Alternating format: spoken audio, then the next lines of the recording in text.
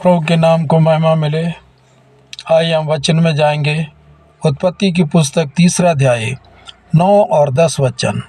तब यहोवा परमेश्वर जो दिन के ठंडे समय वाटिका में फिरता था, उसका शब्द उसको सुनाई दिया। तब आदम और उसकी पत्नी वाटिका के वृक्षों के बीच यहोवा परमेश्वर से छिप गए। तब यहोवा परमेश्वर ने पुकार कर आदम से पूछा, तू कहाँ है? परमेश्वर अपने लोगों को ढूंढने के लिए निकला, लेकिन शायद ये उसके हाथों से बनाए हुए उसकी रचना सोच रही थी, हम हमेशा हमेशा के लिए परमेश्वर से अलग हो जाएंगे, हम छिप जाएंगे, वो शायद हमें कभी नहीं देखेगा। लेकिन प्यारे लोगों, परमेश्वर से भागकर मैं कहाँ जाऊँ? दाऊद कहता है, अगर मैं आकाश में चढ़ूँ तो वहाँ है, अगर मैं पाताल में चला जाऊँ तो वहाँ है, हर जगह तू मुझे देखता है। अगला विषय है 4 अध्याय उत्पत्ति की पुस्तक, उसका 9 और 10 वचन को भी अगर हम यहाँ भी पढ़ते हैं।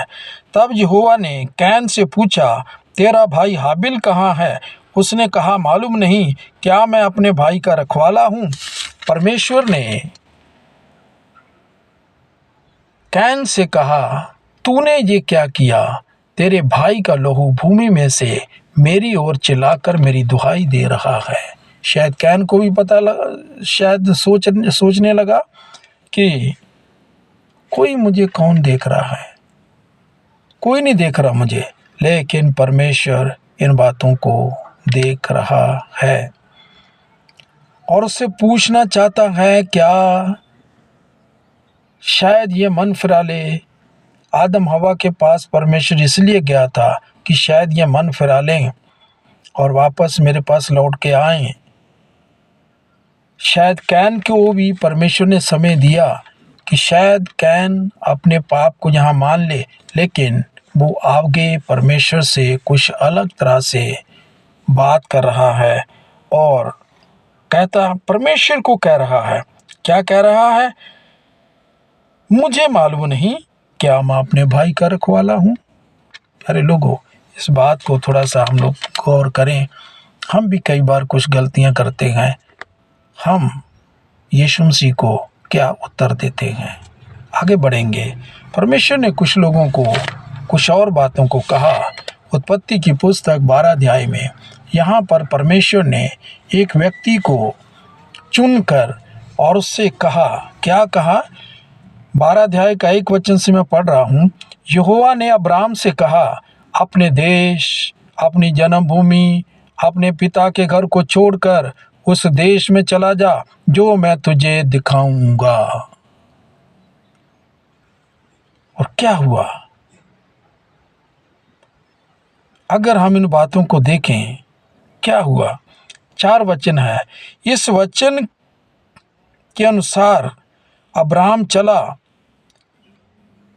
4 वचन में लिखा है, अब्राहम ने परमेश्वर की बात को मानकर वो चला और परमेश्वर की एक शर्त थी, ये एक परमेश्वर का उसके साथ में वायदा था, अगर तू ऐसा करेगा, वचन 2, और मैं तुझसे एक बड़ी जाति बनाऊंगा और तुझे आशीष दूंगा और तेरा नाम बड़ा करूंगा और तू आशीष का मूल होगा, और जो तुझे आशीर्वाद दें उन्हें मैं आशीष दूंगा, और जो तुझे कोसे मैं उसे शाप दूंगा, और भूमंडल के सारे कुल तेरे द्वारा आशीष पाएंगे।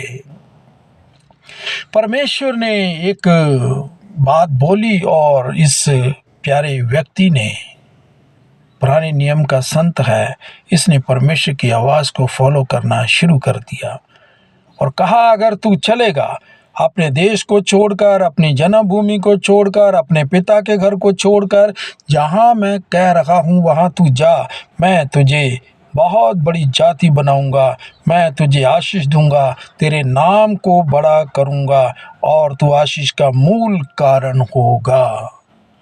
अरे लोगों, इस व्यक्ति ने उन चीज़ों को एक्सेप्ट कर लिया और वो 4 वचन के अनुसार, परमेश्वर के कहने के अनुसार वो निकल पड़ा अपने सब कुछ छोड़कर परमेश्वर की ओर चल पड़ा। उसके कहे हुए बातों को मानने के लिए वो निकल पड़ा। प्यारे लोगों, इसमें बहुत सारे शास्त्र के अंदर में ऐसी बातें हैं कि लोग परमेश्वर ने जब उनको कहा तो उस चीज़ को ढूंढने के लिए वो निकल पड़े। एक व्यक्ति को हम लोग और लेते हैं, जब उत्पत्ति की पुस्तक में आएंगे और यूसुफ के बारे में भी ऐसा ही लिखा हुआ है। यूसुफ को उसके पिता ने कहा कि तू क्या कर। जब याकूब तो कनान देश में रहता था, 37 में लिखा हुआ है कि वो जब कनान देश में रह रहे थे तो उस समय क्या किया, जब इनकी संतानें पैदा हुई, बड़े और को परमेश्वर ने जो आशीष दी थी अब्राहम को, उसके अनुसार आगे चलना शुरू हो गया। यहाँ पर मैं एक बात को लेकर चल रहा हूँ। 14 वचन है 37 का 14 वचन। उसने उससे कहा, जा अपने भाइयों भेड़ बकरियों का हाल देखा कि वे कुशल से तो हैं, फिर मेरे पास समाचार ले आ। तो उसने उसको हेब्रोन की तराई में विदा कर दिया और वो शकेम में आया, और किसी मनुष्य ने उसको मैदान में इधर उधर भटकते हुए पाकर उससे पूछा, तू क्या ढूंढता है? और आपको मालूम है यूसुफ अपने भाइयों को उस मैदान के अंदर ढूंढ रहा था, और अचानक एक व्यक्ति उसको मिला कि ये एक यंग लड़का है। और यहाँ लिखा हुआ है 2 वचन में है 37 के, और याकूब के वंश का वृत्तांत ये है कि यूसुफ 17 वर्ष का होकर अपने भाइयों के साथ भेड़ बकरी चराता था। उस दिन वो उनके साथ नहीं गया था। 17 वर्ष का है ये, और 17 वर्ष का ये एक नौजवान एक व्यक्ति यूसुफ चलता है अपने भाइयों को ढूंढने के लिए। और आगे आपको मालूम है उसके साथ में क्या होता है। उसके भाई तो उसको मिले, लेकिन उनका बर्ताव जो उसके साथ में था, उसको मार के पीट के गड्ढे में डालकर उसको, और सोचा कि अब ये मर गया है।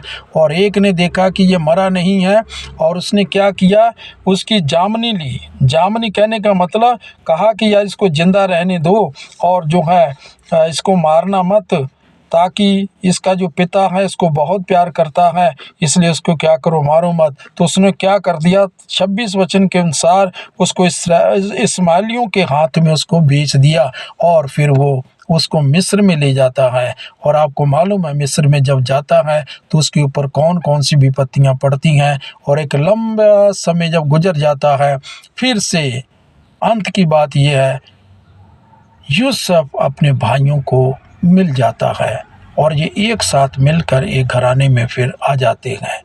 यूसुफ अपने भाइयों को ढूंढने के लिए निकला, और जब निकला तो बहुत सारी समस्याएं, कष्ट, मुसीबतें, जेल में डाला जाना, उसको प्रताड़ित किया जाना, कई तरह की समस्याओं को झेलना, ये उसके जीवन के अंदर में आया।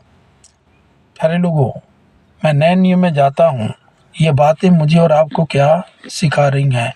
प्रभु यीशु मसीह को जब उनका जन्म हुआ पृथ्वी में, उसको भी कुछ लोग ढूंढने निकले। सबसे पहले ज्योतिषी लोग, जिनको ये पता था कि कोई इस पृथ्वी के ऊपर आएगा।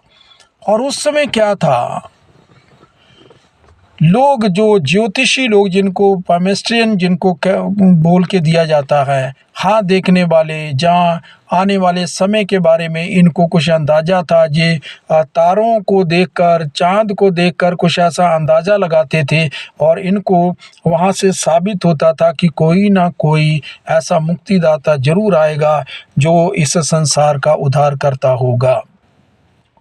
फिर हम देखते हैं, इसको मैं ज्योतिषियों के बारे में ज़्यादा नहीं बोलूँगा क्योंकि विषय थोड़ा चेंज हो जाएगा, लेकिन हम कोशिश करेंगे आगे इनके बारे में जानने के लिए। ये ढूंढने के लिए निकले। मत्ती सुसमाचार 2 अध्याय, और जब हम 2 वचन से देखते हैं, वहाँ पर ये मागीज जो हैं, जहाँ जो ज्योतिषी जिनको कहा गया है, ये यीशु मसीह को ढूंढने के लिए निकले, और राज महल में जाकर ढूंढने लगे कि वो राजा जो उत्पन्न हुआ है, जो आने वाला है, जिसके द्वारा सारी सृष्टि के ऊपर राज किया जाएगा, वो कहाँ है। तो हेरोदेस के पास, राजा के पास जाके पूछते हैं कि वो कहाँ है, लेकिन वो कहता है कि मुझे तो पता नहीं है, इस महल में तो कोई बच्चा जन्म नहीं लिया है। वो महल में ढूंढने गए थे उसको, लेकिन वहाँ पर वो नहीं थे। प्यारे लोगों, संसार के कुछ लोग यीशु मसीह को ढूंढने के लिए निकले, और ये अलग अलग प्रांतों से 3 लोग, ये बहुत विद्वान लोग थे, और ये आने वाले समयों के बारे में अंदाज़ा लगाकर ये चलने वाले लोग थे। मैं बाद में इसके ऊपर कभी वीडियो बनाऊंगा तो मैं अधिकाई से बोलूँगा। अभी नेक्स्ट पार्ट में हम क्या जाते हैं, लूका सुसमाचार अगर हम में जाएंगे, और वहाँ पर हम लोग देखते हैं यीशु प्रभु जब बड़े हो गए, उनका जन्म हुआ, बचाए गए, और उनको राजा मारना चाहता था, और 2 साल से जो छोटे बच्चे थे उनको उसने मरवा दिया था, क्योंकि लगभग जो उनका जन्म जैसे हुआ, मागिस लोग वहाँ पहुँचे तो जो लगभग 2 साल होने वाले थे, इसलिए उसने 2 साल से नीचे जितने बच्चे थे सबको मरवा दिया था। लेकिन प्रभु यीशु मसीह बच गए, बड़े हो गए। और मैं आपको ये लूका सुसमाचार 2 अध्याय का 44 वचन से मैं बता रहा हूँ। वहाँ पर प्रभु यीशु मसीह के माता पिता, जिसको हम संत के रूप में कह सकते हैं, ये बहुत ही धर्मी व्यक्ति हैं। जिस घर में यीशु मसीह जन्म लिया, कुंवारी के गर्भ से वो जन्म लिया, और उसने क्या कर दिया वहाँ पर ऐसा कह के, और जन्म लेकर माता पवित्र कुंवारी के द्वारा उसने जन्म लेकर ऐसा जो है एक कर दिखाया। और यहाँ पर लूका सुसमाचार 2:44 में हम देखते हैं उसको ढूंढने के लिए गए। जब उसको ढूंढने के लिए गए तो उसको पूछने लगे, हम यरूशलेम में ये एक पर्व मनाने के लिए गए थे, वापस लौट रहे थे, लेकिन यीशु प्रभु विद्वानों के साथ में, जो व्यवस्था पढ़ने वाले थे, जो पुराने नियम की व्यवस्था को जानते थे, जो धर्मी लोग थे, एकत्र थे, और उनके बीच में सवाल जवाब करते हुए उनको बैठे पाया। उसको ढूंढने के लिए निकले, खुद उसके मम्मी पापा उसके खुद उस यीशु को ढूंढने के लिए निकले। बाद में जब वो बड़े हो गए, 30 साल के हो गए हैं, उन्होंने बपतिस्मा लिया, पवित्र आत्मा उतरा, 40 रात और दिन जंगल में रह कर उन्होंने तपस्या की, एक बहुत बड़ी एक आराधना प्रभु की करते रहे, और उसमें शैतान भी उनकी परीक्षा किया, लेकिन उसने शैतान को हराकर आत्मा से भरकर फिर लोगों के बीच में आए। और जब लोगों के बीच में आए और उसने क्या किया, लोगों को ढूंढना शुरू किया। आप मत्ती सुसमाचार, लूका सुसमाचार और मरकुस सुसमाचार और हम यूहन्ना सुसमाचार में ये बातें देखते हैं। यीशु प्रभु लोगों को ढूंढने के लिए निकला, मेरे साथ में खड़े होने वाले कौन से लोग होंगे, और बहुत सारे लोग उसके साथ में खड़े हुए, लेकिन उसने 12 प्रेरितों को अलग किया और उनको चुनकर अपने समीप लेकर आया, और उनको समीप लाकर आप लूका सुसमाचार 6 अध्याय और 12 वचन से जब पढ़ेंगे, ये स्टोरी वहाँ पर आपको मिलेगी कि यीशु प्रभु ने सारी रात प्रार्थना की, और उसने प्रार्थना करके सारी रात परमेश्वर से प्रार्थना करके नाम पूछे, प्रभु मैं किसको किसको लूँ, कौन कौन मेरे साथ में रात दिन चलेगा, कौन कौन मेरे वचन के अनुसार मेरे जो है आज्ञाओं को मानने वाले लोग होंगे। परमेश्वर ने उनको बताया, ये 12 लोगों को चुन ले। एक उसमें से चुना हुआ व्यक्ति जिसने यहूदा इस्करियोती, जिसने यीशु मसीह को पकड़वा दिया, और पकड़वा कर उसको जो है क्रूस के ऊपर ठोके जाने के लिए दे दिया। ये क्या परमेश्वर की ओर से ही एक था।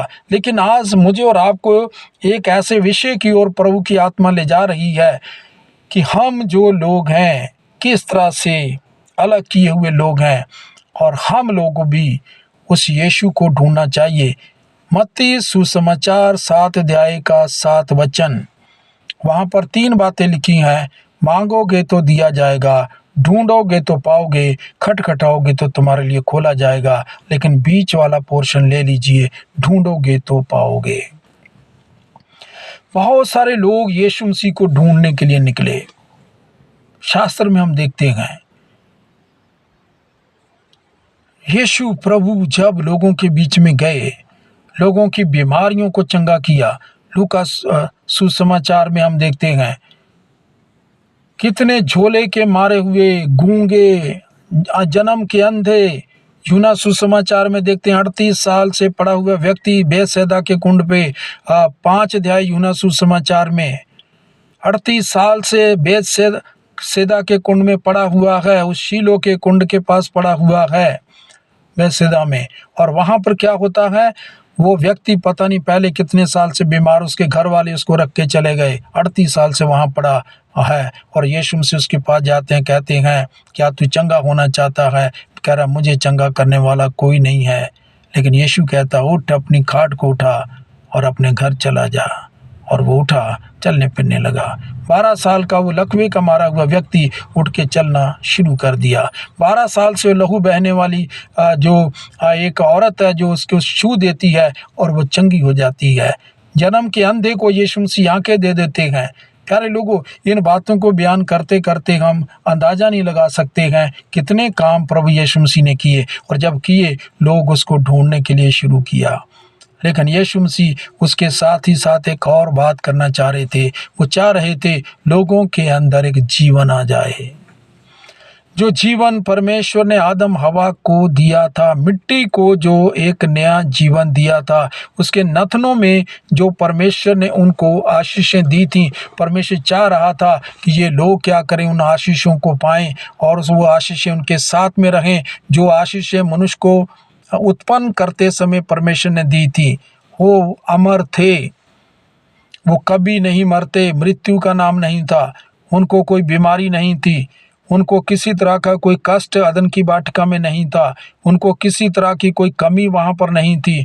जैसा परमेश्वर दिखाई देता वो वैसा ही दिखाई दे रहे थे और परमेश्वर के समान उनके अंदर गुण थे। लेकिन जैसे उन्होंने पाप किया, पाप करने के बाद में उनके अंदर से ये सारे अधिकार निकल गए और परमेश्वर ने उनको सबसे बड़ी आशीष दी थी, फूलो फलो पृथ्वी में भर जाना, और ये सारी पृथ्वी के ऊपर जो कुछ है सब कुछ का अधिकार मैं तुम्हें दे देता हूँ।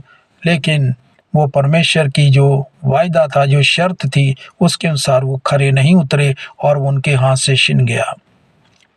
प्रभु यीशु मसीह को परमेश्वर ने पृथ्वी पे भेजा कि जा, ये अधिकार अब मैं तेरे द्वारा फिर से मनुष्य जाति को देना चाहता हूँ, और उनके पास में जाओ, जाकर उनको बताओ और उनको कहो मेरे पास में आओ, मेरी आज्ञाओं को मानो। और जो पाप उन्होंने किए हैं, जो मृत्यु उनके ऊपर में आ गई है, उस मृत्यु को दूर करने के लिए परमेश्वर ने यीशु मसीह को कहा, देख तू बलि चढ़ाया जाएगा, इनके पापों के बदले तू बलि देगा, और जैसे तू इनके बदले अपने आप को, प्राण को दोष बलि करके चढ़ा देगा और इनके पाप तेरे लहू के द्वारा क्षमा किए जाएंगे, इनके पापों की बलि जो है वो तुझे जो है उठानी होगी। और यीशु मसीह ने मनुष्य के जो पाप थे वो अपने ऊपर ले लिए और अपने ऊपर लेकर क्रूस के ऊपर में ठोंक के मारा गया। जो मुझे और आपको मारा जाना चाहिए था, वो यीशु मसीह को क्रूस के ऊपर ठोंक के मार डाला। और उसने इसलिए क्रूस के ऊपर में चढ़ के अपने आप को जो है चढ़ा दिया, और उसको मालूम था कि मुझे मौत को जीतना है। अगर ये मेरे पीछे आएंगे, ये लोग भी मौत को जीत लेंगे, ये फिर से अमर हो जाएंगे, ये फिर से कष्टों, खतरों, मुश्किलों, मुसीबतों के अंदर इनको सबसे फिर से बचाया जाना है, इनको परमेश्वर के साथ फिर से मिलाना है। जो रोज़ परमेश्वर के साथ मुलाकात ठंडे समय में करता था, रोज़ फिर से इनको मिलाना है, और वो यीशु मसीह के बलिदान के द्वारा होना है। और यीशु मसीह ने उस क्रूस के ऊपर उस बलिदान को पूरा करके तीसरे दिन मुर्दों में से जिंदा हो गया। वो क्रूस पे मरे, वो दफन किए गए और तीसरे दिन जिंदा किए गए। परमेश्वर ने उनको कर दिया और कहा, अभी तू जिंदा हो गया है, अभी इसके साथ ही ये लोग भी जिंदा हो जाएंगे। प्यारे लोगों, हम यीशु मसीह के साथ गाड़े गए, हम मर गए, हम उसके साथ जी उठे। रोमियो की पत्री 6 अध्याय 3 वचन से लेकर जब ये बातें पढ़ेंगे, मैं वापस आ रहा हूँ। हम ढूंढें, किसको ढूंढें? जिस परमेश्वर ने मुझे और आपको बनाया, यीशु मसीह के द्वारा वो मुझे और आपको ढूंढ रहा है। यीशु प्रभु मुझे और आपको ढूंढ रहा है। प्रभु यीशु मसीह ने कहा, मैं खोई हुई भेड़ों को ढूंढने के लिए आया हूँ। प्यारे लोगों, मेरे और आपके अंदर परमेश्वर ने कोई तो ऐसी बात देखी होगी, वो मुझे और आपको ढूंढ रहा है। यीशु मसीह मुझे और आपको ढूंढ रहा है। कहाँ हैं ये लोग? कहाँ चले गए? आदम हवा के जीवन में काम किया, वो परमेश्वर को छोड़ के भाग गए। प्यारे लोगों, क्या कहीं पर कुछ हम भी मिस तो नहीं कर रहे हैं? क्या हम यीशु मसीह को छोड़कर भागे तो नहीं हैं, जिसने मेरे लिए और आपके लिए इतनी मार खाई, जिसने अपने सर के ऊपर कांटों का मुकुट पहना, जिसको सताया गया, कोड़े मारे गए, उसको क्रूस के ऊपर ठोंक दिया गया और वो मेरे लिए और आपके लिए 3.5 घंटे लगभग क्रूस के ऊपर तड़पता रहा। क्या हम उसको छोड़कर भाग तो नहीं गए हैं? आइए, वापस आइए, हम कोशिश करें वापस आने के लिए, यीशु के कदमों में आएँ, उसके क्रूस के नीचे आएँ और उसके क्रूस के नीचे आकर एक नया जीवन पाएँ। वहाँ पर मेरे लिए और आपके लिए पापों की क्षमा है, वहाँ पर चंगाइयाँ हैं, वहाँ पर आशीष है, वहाँ पर मृत्यु का कोई अधिकार नहीं है, वहाँ पर एक जय का जीवन है, वहाँ पर अमरता है, वहाँ पर एक अधिकार है। यीशु मसीह अपने लोगों को इकट्ठा करने जा रहा है, वो फिर से जल्दी आने वाला है। प्यारे लोगों, हम भी उसके उस दिन में शामिल होने के लिए आइए हम यीशु के पास चलें।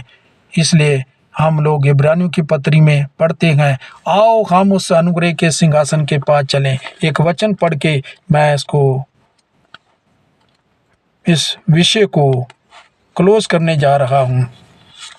इब्रानियों की पत्री में जब जाएंगे और वहाँ पर ये विषय बोल के दिया है, इसलिए परमेश्वर का जन कहता है, आओ हम उस अनुग्रह के सिंहासन के पास जाएं। कौन सा अनुग्रह का सिंहासन?